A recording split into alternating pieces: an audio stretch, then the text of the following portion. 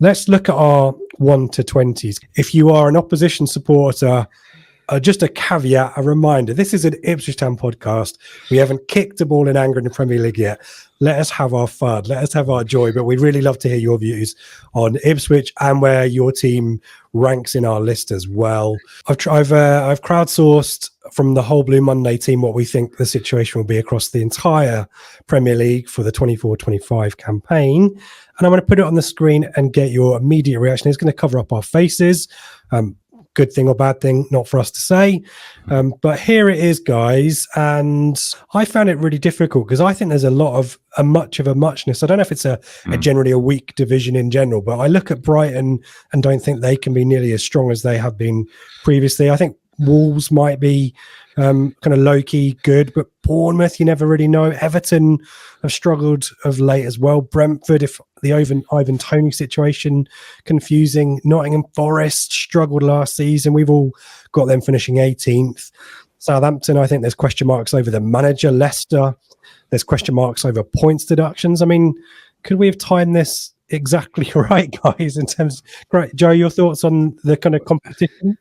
I think it would have been better last season because Burnley, Sheffield United were truly woeful and Luton just had a massive quality discrepancy from what they needed. They signed players so they were still in the Championship, really, to build a team for this year, and I'm sure they'll do excellently in the Championship with it. But yeah, all we've got to do is finish above 3 teams this year. I know it sounds simple, but that is what we've got to do. And Southampton and Leicester are the 2 teams most obviously you think you can finish above. We finished 9 points above Southampton last year. We finished a point behind Leicester, but with all their financial issues, you'd hope that there's going to be some points deductions along the lines for them. We'll see. And then you look above that, Nottingham Forest has been a bit of a car crash for the last few years. And I think they've got 36 points both seasons. It's been enough. So you've got to try and reel those in. Brentford, it feels like they're a little bit of an end of a cycle. They've signed a new striker who's injured till January. Ivan Toney is running down his contract, so then maybe they'll try and cash in on him.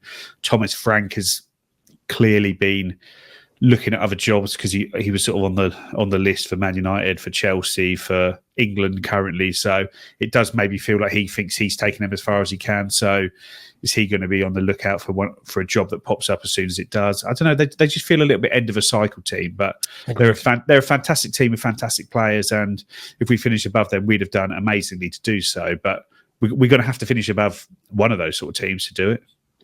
Craig, any observations for the kind of pack around, or those trying to avoid, I guess, the bottom 3? Yeah, pretty much as you said, Rich, is that there is seemingly to us there is a clump of teams, the Fulhams, Wolves, Bournemouths, Evertons of this world that you would think that we'd hopefully be fighting around. Maybe not Bournemouth. I think Joe and I have got those to finish a little bit higher up the table, but it's Everton just don't get relegated, do they? You know, I thought, mate, just don't get relegated, do they? Not Everton fans.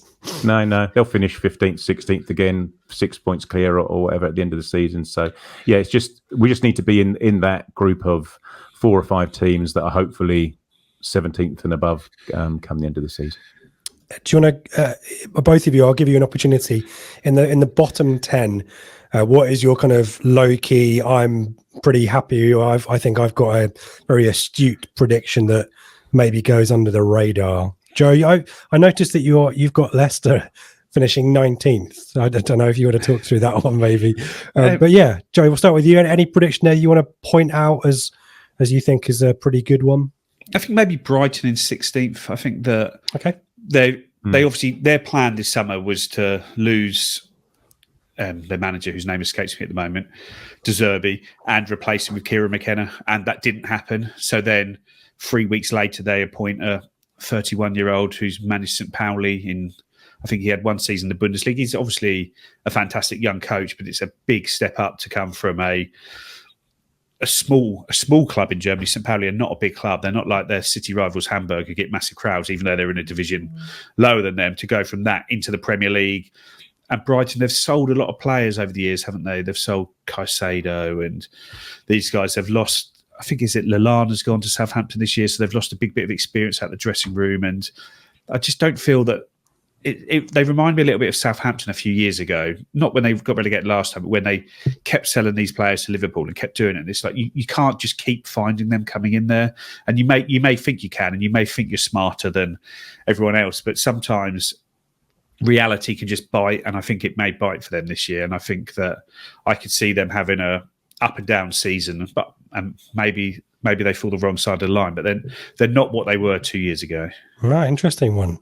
Craig, one of your astute predictions you want to point out for those watching or listening? Yeah, I think I'm along similar lines to Joe in regards to Brentford. I wouldn't be surprised if potentially they do slip into the bottom three for the reasons that we've given. Say, as you said earlier, Rich, about Tony potentially moving on. We could say look at it again in 3 weeks' time if he's lining up for Arsenal or whoever. It may just be that their time in the Premier League's over. We just don't know what's going to happen with Marianakis at Forest. He might get bored and get another itchy trigger finger come October, and Santo's out the door. Yeah, Nuno doesn't really strike me with any confidence or certainty there, but yeah, it's a weird situation at Forest. But then no one's been particularly active, have they, transfer wise either? So it's difficult to know at this point in time what people's squads are going to look like come the end of August. As we know, we're hopefully going to be doing a bit of business ourselves, but you would have thought there'll be a lot of action going on here, there, and everywhere between now and the end of the season. But with the Euros, Copa America, and even the Olympics, this is a really slow summer, and I think everyone knew this was going to be a slow summer, and it is proving to be one. And I know people are worried about our transfer deals. We've brought in 6 players. We've probably brought in 4 nailed on starters, and a definite guy who's going to play as many minutes as George Hurst throughout the season. So we've basically brought in 5 bona fide first teamers and a good backup somewhere where we needed it. So we've had a really, really good window so far. It's just we've got deals done early, and now we're in that lull period. And we said this at the time, didn't we? We said that come the end of June, when that PSR ends, that's like a deadline there. So stuff gets done before then, and then a few bit deals slide in after that. And then it's going to be a lull back towards the end of the window now. So you look at the transfers per day, and when you look at, there's like 1 or 2 Premier League transfers each day going through. They're not flying out there, and we're trying to get them done. And I'm sure we'll get another couple in before the season starts at the very least. But a lot of the other deals will go through the window. So yes, it's a slow window. We'll know where we are come the end of it. But we're probably in as good a position as anyone, because we know we're not going to lose any players that we don't want to lose. There isn't anyone in our squad that is going to be bought that we don't want to lose. Where, like, you look at Brentford, and Ivan Toney could go if they get a decent offer for him because his contract's up. He's not going to sign a new one. You look at Forest, and they always seem to have FFP problems and PSR problems. So if someone comes in for I can't remember the big defender at the back, the Murillo, is it, whose quality, if someone comes in and puts a bigger offer on the table for him, then they're probably going to have to accept it and then try and wheel and deal, where we know our core is in place and we're just adding to it now. And even the players that have come in, Joe, feel like none of them are a Finidi, a Serini type signing that are going to completely unsettle or unbalance the dressing room either. Even, our top signing, Hutchinson, we've made it a loan permanent, so it's not as if he's an unknown quantity. So there is maybe some merit to be said for that as well, albeit I'm sure there'll be people out there saying, where's the Premier League experience? I just don't think a team like Ipswich, any promoted team really, even like a Southampton who are ex-Premier League, are bringing in players with hundreds and hundreds of Premier League games under their belt. You look at Leicester, for example, they've lost their best player. Their talisman last year was Dewsbury Hall, and they've lost him. And you look at Southampton, they have managed to retain Flynn Downs and Taylor Harwood-Bellis, but 40 million of their transfer budget is gone just to try and stand still. And they've lost a couple of, like, Stuart Armstrong other than that. So, yeah, they've had a decent window so far, but they've had to make massive signings just to stay where they were. Where, other than, you look at our squad, the only player I think who started 10 games is not here now. Obviously, we've got Hladky, but that sort of ended how it ended, and Muric is an upgrade on him. But it's Kiefer Moore, and he was only signed as a relief because we need an extra striker. Well, we've got that now, and we probably need one more. But all these, our team is still ready. Our League One team, our Championship team is now our Premier League team, and it's just adding to that. Yeah. Should we look at the top half? I do like how, if you compare the three of us, and I'm pretty certain it's consistent with the rest of the pod team, the numbers look right. There's no kind of major outliers where it's a team you expect to be in 10 to 20. No one's got an 8 or a 9 or a 7 or a 6 in there, and vice versa as well. So good on us. The stats kind of bear out that we were all thinking along similar lines. So there is some variability in there. I'm looking at Man United, where Joe and Craig and I have both gone for a 6th place, and Joe's feeling optimistic of the Ten Hag era bearing fruit after an FA Cup. It's great that we can talk about these teams as league peers now, can't we? But Craig, I'll come back to you. Any predictions or observations there you want to draw people's attention to, maybe at the top of the table? Yeah, predominantly, I think Liverpool and Chelsea I've got having disappointing seasons. I don't know what's going to happen with Chelsea and Maresca. I can't see that working particularly. So, yeah, I've got them down as finishing below Crystal Palace in 9th. I've got Crystal Palace continuing their upward trajectory from January onwards of this season, or season just gone, sorry. And also I've got Liverpool. I'm not sure how Slot's going to cope with Liverpool, so I got those 7th. I think we're going to say you're going to cope with us on the opening day. I was going, well, exactly. Yeah. So I've got them 7th and 9th. I've got Liverpool and Chelsea. And you look at 8th and 9th, Chelsea and Crystal Palace, and there's general consensus between the three of us, a little bit of a wider outlier amongst the rest of the pod team. But I mean, what a state of affairs in 2024 that we would have those teams so close to each other for very different reasons. And those kind of finishes would be very stark, wouldn't they, in terms of what the fans' expectations are as well. That's a really interesting dimension there, isn't it? Yeah, like I say, and Chelsea spent £1 billion to have a squad that people in the pod think are going to finish 8th and 9th. It's crazy. Where Crystal Palace, it might be that recency bias of sort of Oliver Glasner when he came in, did a brilliant job with sort of Mateta. Obviously, Elise is gone. Eze, there's talk he might go, but Adam Wharton has done brilliantly there. Mark Gahey, who's linked with Newcastle today. So it might be that when you look at the transfer business come the end of the month, you think actually Palace do slide back a bit, but they're probably, well, I think it was 60 million for Elise, wasn't it? I think Gay, they're talking a similar figure, and so they're going to have a huge amount of money to spend, but it's not as simple. They're not a club that's going to buy the finished article players, so they're probably going to need to drop down to pick up some players to try and build back up. So they might, if I was to do it again in a couple of weeks, they might be one that would maybe drop down to 12th, 13th in that. But yeah, it shows what a brilliant job Glasner did and what a poor job Clearlake have done at Chelsea with regards to their recruitment. They've bought so many players and they seem to let go players who are better than what they've got. So Conor Gallagher, who, Cole Palmer aside, was Chelsea's best player by a distance last year, who was their vice-captain, who wore the armband on a number of occasions, is going to Atletico Madrid. Thiago Silva, who was probably their only experienced leader at the back, again, who wore the armband a lot, has been released on a free transfer. And now a squad that lacked discipline, that lacked leaders, has got 2 less. And that it's not just the leadership side of it, it's just the quality of them that they've got worse players, and they keep replacing better players with worse players just because they're prospects. But who are they ever going to sell any of these prospects to? When you're buying a kid from Brazil for 30 million and you're buying 7 of them, you can't play these 7 players to pump their value up. So I don't know, they just seem like a private equity fund rather than a football club at the moment. And probably the biggest doubt, at least in my thinking, Craig, was the dugout going from Pochettino to a highly rated but largely untested Enzo Maresca. Was that in your thinking as well, perhaps? Yeah, it was 100%. And you think Pochettino managed to get them up to 6th. They finished last year in the end, I think. And you wouldn't think that with the changes that have happened since and the players that are coming in and coming out, it doesn't look currently like that's going to be an improvement to my eyes for the season coming up.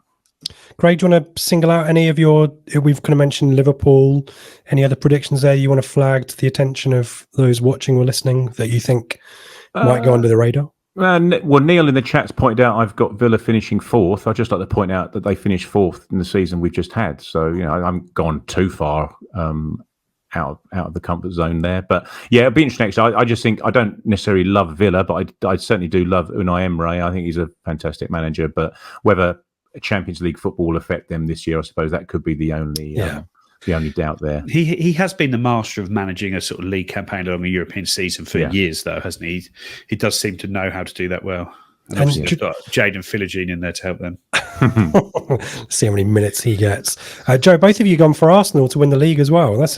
I guess I always can't see past Pep, but do you want to talk through that one? Is it Arsenal's time, do you feel?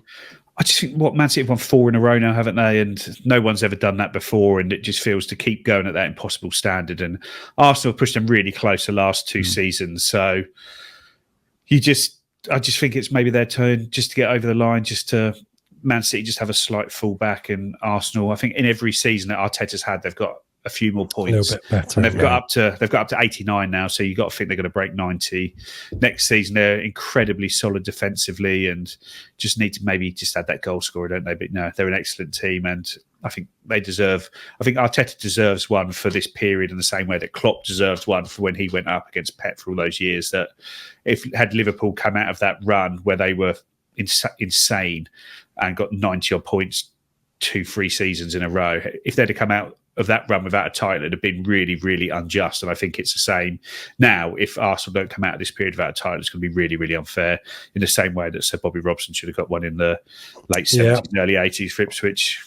Yeah, and for Arsenal, it's about finishing strong, isn't it? There's always a stutter in April time that allows Man City to steal in. Joe, do you want to highlight any of your any predictions that you think might be going to the radar? Man United, do you want to talk through that? Have we talked about that yet? No, I just think that Man United, they've got to get it right. They've got to get it right at some point, don't they? And when you see them play and they play at their best, they can be a good side, but they're just so inconsistent. And I quite like what they've done in their transfer business so far. And things just feel a little bit more settled there than they have been in recent years. They're sort of building around it, but I put them as third, but that's more a sign against that. I don't think Liverpool and Chelsea are going to have particularly good seasons in that regard, and I think Villa will slide back a little bit, and I think Tottenham are just sort of perennial bridesmaids. Man United, no matter how bad a season they have, you always look at the league table at the end and think, oh, they actually finished a couple of places higher than you think they would, because you look at it and think, oh, they were absolutely abysmal, and then you look and say, oh, they finished 5th that year, where you'd have thought they'd have finished 9th. So they just seem to pick up some more points than you realise. So in summary, the Blue Monday jury has the Premier League table looking like this. In May next year, Arsenal champions, Man City second, Liverpool third, Spurs fourth. There's your top 4. Man United, Newcastle, Villa, Chelsea, Palace and West Ham making up the rest of the top 10. Down at the bottom half, Brighton, Fulham, Wolves, Bournemouth, Everton, with Ipswich Town currently predicted by an Ipswich Town podcast to finish 16th and a position clear of the bottom 3. Brentford survived by the skin of their teeth, with Forest, Southampton and Leicester making the drop. We'll probably do more bits and pieces around this as the season goes on, and maybe a few more bits and pieces coming out from the rest of the team on this as well. Ben's done something similar for his channel. We also have a competition for this in our Telegram group as well. So winner gets a prize of some sort, maybe some merch over there. So another reason to join the Telegram group tonight. Thank you everyone in the chat. Thank you to Atwells. Thank you to One Stop Badges. And thank you to Gord, who says, remember 2001. I remember 2000 and 2001. Don't remember 2001, 2002. We played a style that took teams by surprise. I'm hoping that a similar thing can happen again. That feels like a really excellent place to leave the live chat. Thank you everyone for watching. Don't forget to give us a thumbs up or a subscribe and a 5-star rating in your podcast app of choice. This time next week, it's going to get real. Enjoy everyone. Take care.